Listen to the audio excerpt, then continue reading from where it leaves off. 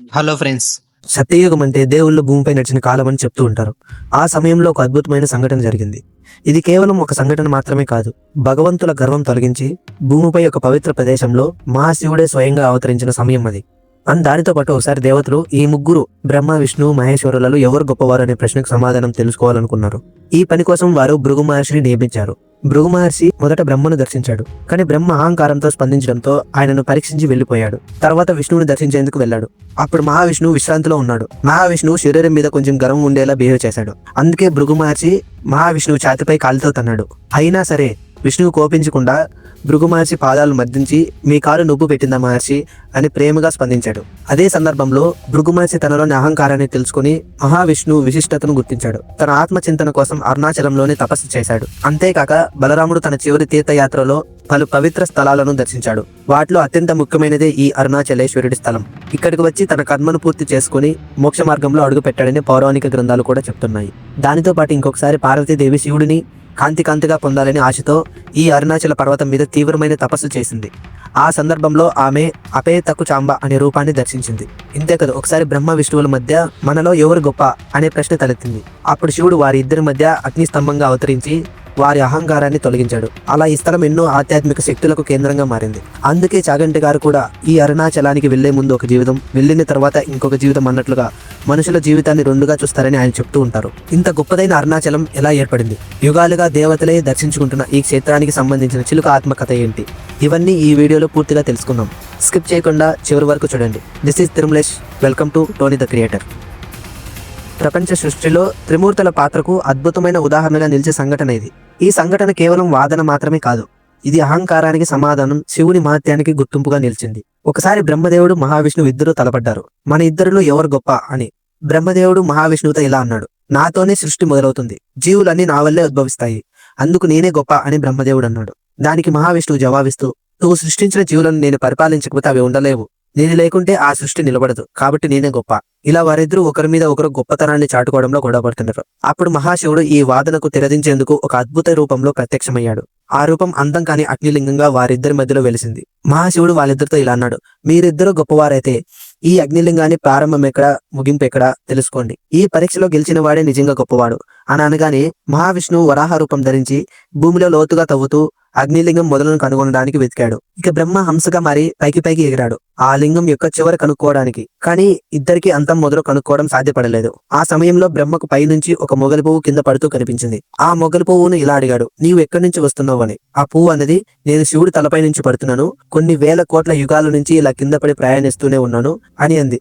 దాంతో బ్రహ్మకు అర్థమైంది, ఈ అగ్నిలింగం చివరి కనుక్కోవడం అసాధ్యం అని తెలుసుకుని ఆ పువ్వుకి ఇలా చెప్పాడు, నేను నిన్ను అగ్నిలింగం చివరి నుంచి తీసుకువచ్చాను అని చెప్పు.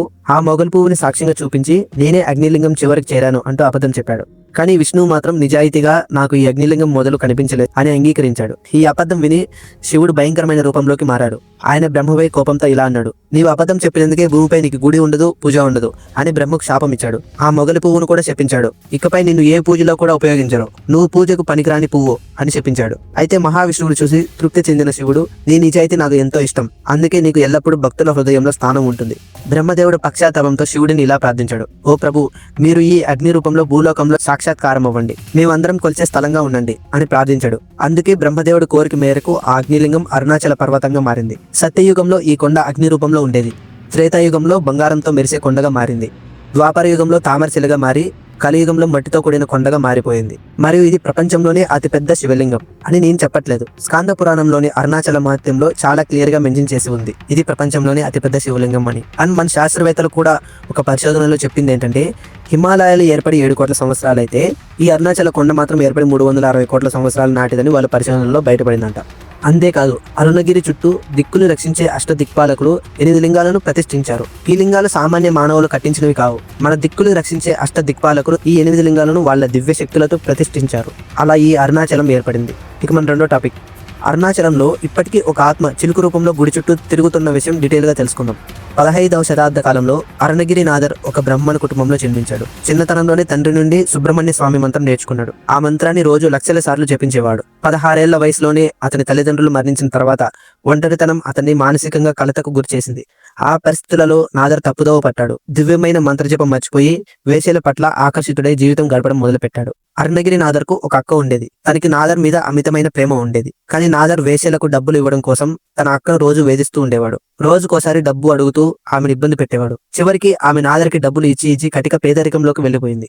అయినా కూడా ఒకరోజు డబ్బు కోసం నాదర్ తన అక్క ఇంటికి వచ్చి డబ్బులు అడగ్గా మనసు చలించిపోయి విపరీతమైన కోపంతో ఇలా అంది, నీకు డబ్బు అవసరం ఆ వేశ్యలతో శారీరకంగా అనుభవించడానికే కదా, నా దగ్గర డబ్బులు లేవు, కానీ నా శరీరం ఉంది, రా నన్నే అనుభవించు అని అన్నప్పుడు నాదర్ మనసు పూర్తిగా చెలించిపోయింది. ఆ మాటలు అతని హృదయాన్ని ముక్కలు చేశాయి. తనను తానే అసహించుకున్నాడు. ఇక జీవించడానికి అర్హత లేదన్న భావనతో అరుణాచల గిరిలో ఉన్న 3వ గోపురం పైకి ఎక్కాడు. తన గతాన్ని తలుచుకుంటూ, నిన్ను చిన్నప్పుడు కీర్తించిన సమయంలో నా మనసు స్థిరంగా ఉండేది, కానీ ఇప్పుడు ఇలా మారాను, నాకు ఇక ఈ భూమి మీద బ్రతికే అర్హత లేదు అని సుబ్రహ్మణ్య స్వామిని తలుచుకుంటూ కిందికి దూకేందుకు సిద్ధమయ్యాడు. అదే సమయంలో అతని మనసులో ఎన్నోసార్లు పాడిన సుబ్రహ్మణ్య స్వామి ఒంటరి జపమే అతని రక్షగా మారింది. స్వామి స్వయంగా ప్రత్యక్షమయ్యి నాదర్ని కాపాడి, నువ్వు సామాన్యమైన వ్యక్తివి కాదు, నీ నోటి నుండి నా మీద అద్భుతమైన కీర్తనలు వస్తాయి అని అతని నాలుకపై తన ఆయుధంతో శక్తివంతమైన అక్షరాలను రాశాడు. ఇక అప్పటి నుండి అరుణగిరి నాదర్ ఆ సుబ్రహ్మణ్య స్వామి మీద 16,000కు పైగా కీర్తనలు రాశాడు. ఆ తర్వాత జీవితం పూర్తిగా భక్తి మార్గంలోకి మారిపోయింది. ప్రతి పాటలో సుబ్రహ్మణ్య స్వామిని భక్తితో పలికాడు. ఆ సమయంలో రాజ్యానికి రాజుగా ఉన్న ప్రౌఢరాయలు అనే రాజు ఈ పాటలు విని అరుణగిరి నాదర్కి తన ఆస్థాన కవిగా హోదా ఇచ్చాడు. కానీ ప్రతి చోట ఏసి ఉంటుందిగా, అప్పటికే ఆ ఆస్థాన కవి హోదాలో ఉన్న సంబంధన్ అనే కవి అరుణగిరిని అసహించుకోవడం మొదలుపెట్టాడు. అతనిపై క్రూరంగా ఉండేందుకు కుట్రలు పన్నాడు. ఎలాగైనా నాదర్ని ఓడించాలని ఒకసారి సంబంధన్ అరుణగిరి నాదర్ మీద సవాలు విస్తాడు. అదేంటంటే, నేను కాళికాదేవి దర్శనం చేసి చూపిస్తాను, నీవు నీ సుబ్రహ్మణ్య స్వామిని పిలవగలవా అని సవాలు విసిరాడు. సంబంధన్ కు కాళికాదేవి అనుగ్రహం ఉండేది అప్పట్లోనే, అందుకే అలాంటి సవాల్ విసిరాడు, తన గొప్పతనాన్ని ప్రూవ్ చేసుకోవడానికి.